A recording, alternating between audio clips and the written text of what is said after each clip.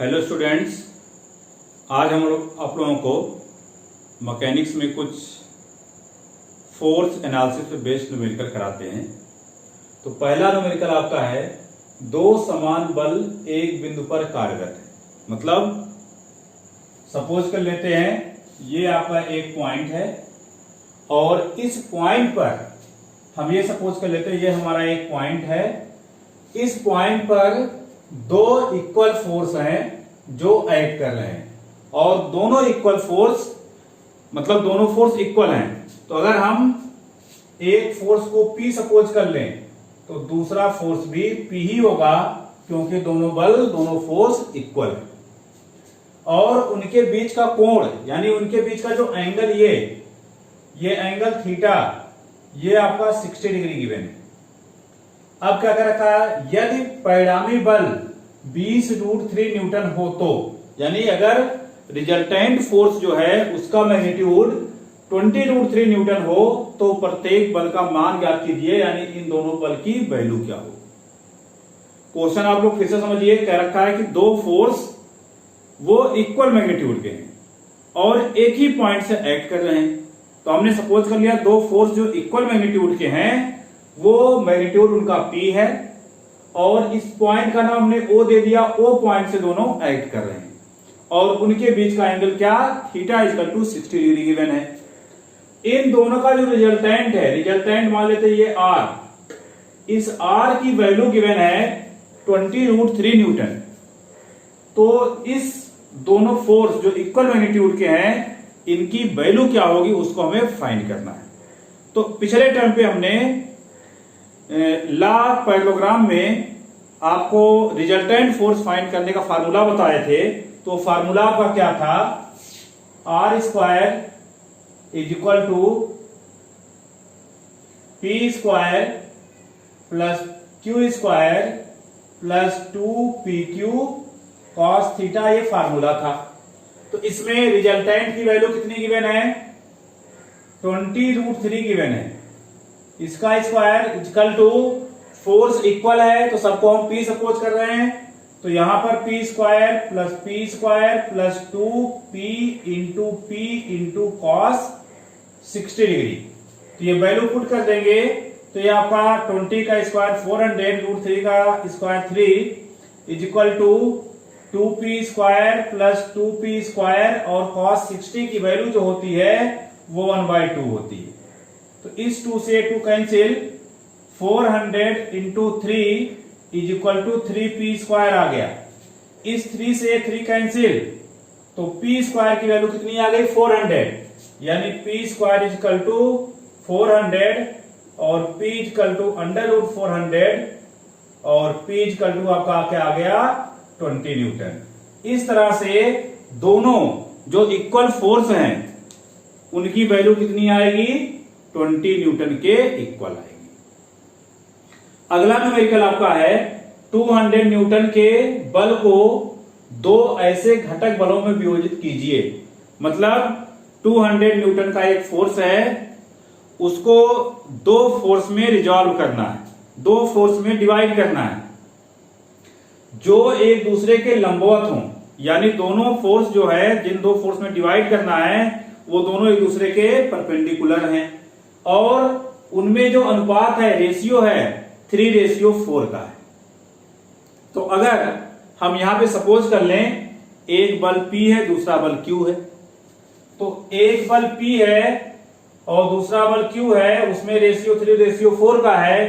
तो इसको P को हम सपोज कर सकते हैं 3x और Q को 4x।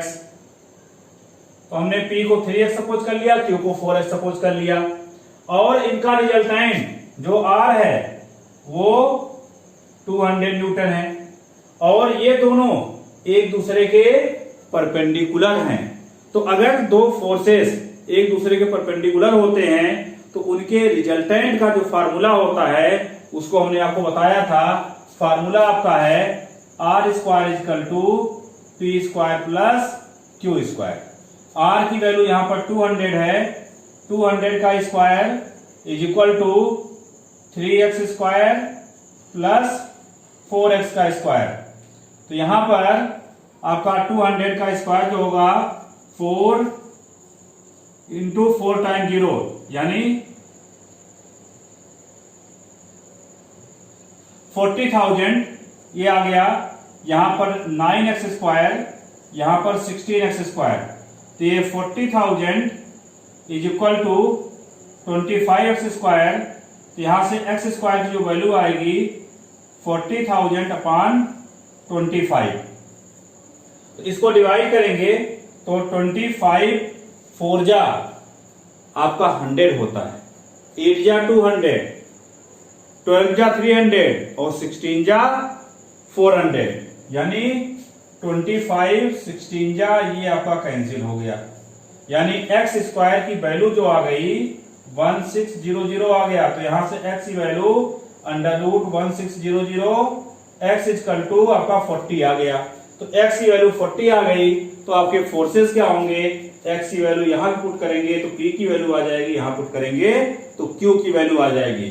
तो यहां से p इक्वल टू यानी पहला फोर्स आपका होगा 3 इंटू 40 यानी p इक्वल टू 120 न्यूटन और q की वैल्यू क्या होगी 4 इंटू 40 यानी q की वैल्यू आ जाएगी 160 न्यूटन। तो इस तरह से आपका एक फोर्स जिसका मैग्नीट्यूड 120 न्यूटन है और दूसरा फोर्स जिसका मैग्नीट्यूड 160 न्यूटन है। नेक्स्ट क्वेश्चन की बात करते हैं। नेक्स्ट क्वेश्चन आपका है दो समान बलों के बीच का कोण अल्फा है, यानी दो फोर्सेस हैं जो मैग्नीट्यूड में इक्वल है। तो अगर हम इसमें से एक फोर्स को P सपोज करते हैं तो आपका दूसरा फोर्स भी P होगा, दोनों के मैग्नीट्यूड सेम है और उनके बीच का इन दोनों के बीच का एंगल जो है वो अल्फा है, जबकि उनके परिणामी का मान प्रत्येक बल के बराबर है, यानी जो रिजल्टेंट है वो भी इक्वल है, यानी रिजल्टेंट R जो है वो भी P के इक्वल है। तो यहां पर आपको फाइंड क्या करना है, उनके बीच का एंगल यानी अल्फा की वैल्यू फाइंड करना है। तो हमने बताया था कि अगर दो फोर्स किसी एंगल पर एक्ट कर रहे हैं, अल्फा एंगल पर एक्ट कर रहे हैं, तो उनके बीच रिजल्टेंट फाइंड करने का जो फार्मूला होता है R² equal to P² plus Q² plus 2PQ cos alpha होता है। तो यहां पर दोनों फोर्स P और Q इक्वल मैग्नीट्यूड के हैं और रिजल्टेंट का मैग्नीट्यूड भी उन्हीं के इक्वल है, यानी सारे के सारे फोर्सेस यहाँ पे R की जगह पर भी हम P लिख सकते हैं, P की जगह पे P लिख सकते हैं और Q की जगह पर भी P लिख सकते हैं। तो अगर हम ऐसा करते हैं तो P² equal to P² plus P² plus 2P into P into cos alpha हो जाएगा।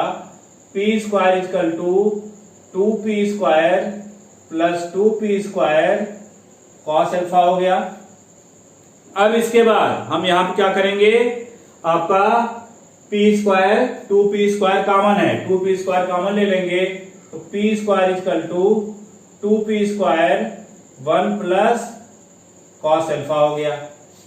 P² से P² cancel, 1 equal to 2 in bracket 1 plus cos alpha, 2 को इधर ले आएंगे 1/2 equal to 1 plus cos alpha हो गया।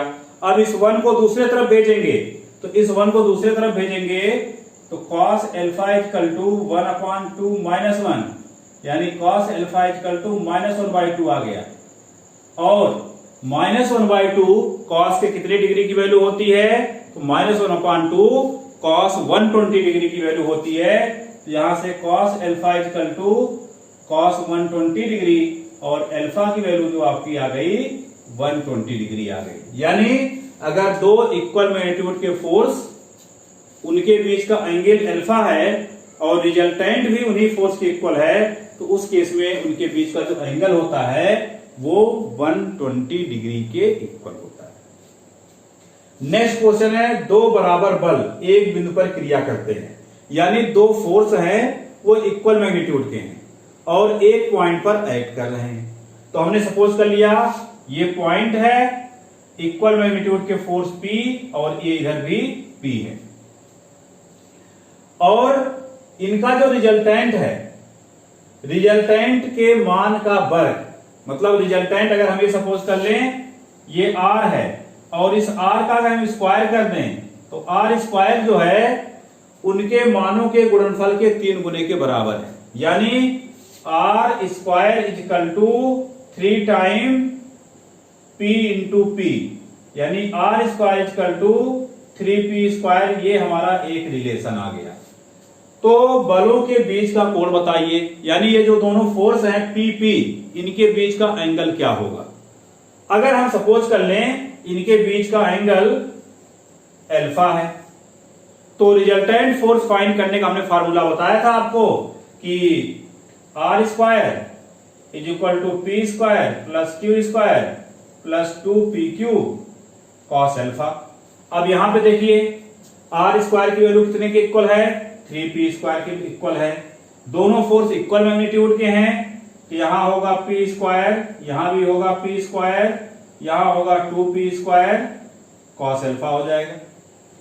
ये 3p square is equal to 2p square plus 2p square cos alpha हो गया। इस 2p स्क्वायर को इधर ले आते हैं, ये हो जाएगा 3p square minus 2p square is equal to 2p square cos alpha. 3p square minus 2p square, p square बचेगा, तो यहां से आ गया p square is equal to 2p square cos alpha आ गया। 2p स्क्वायर को अगर हम इधर ला दें तो p square upon 2p square is equal to cos alpha. p square से p square cancel, cos alpha is equal to आ गया 1/2, और कॉस में 1/2 जो होता है वो 60 डिग्री की वैल्यू होती है। यानी cos alpha is equal to cos 60 degree और अल्फा की वैल्यू आपकी आ जाएगी 60 डिग्री। तो इस केस में अगर दो फोर्स है वो इक्वल मैग्नीट्यूड के हैं और एक ही पॉइंट पर एक्ट कर रहे हैं, और उनके जो रिजल्टेंट के स्क्वायर की वैल्यू है वो उन दोनों फोर्सेस के प्रोडक्ट के 3 गुने के इक्वल है, प्रोडक्ट के 3 टाइम के इक्वल है, तो उनके बीच का एंगल फाइंड करना है, तो वो एंगल की वैल्यू आपकी आ गई 60 डिग्री। तो इस तरह से पैरेललोग्राम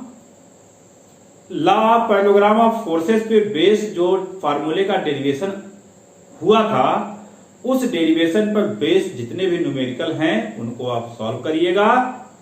नेक्स्ट टर्म पे अगला टॉपिक कराएंगे। आज के लिए इतना ही। Thank you.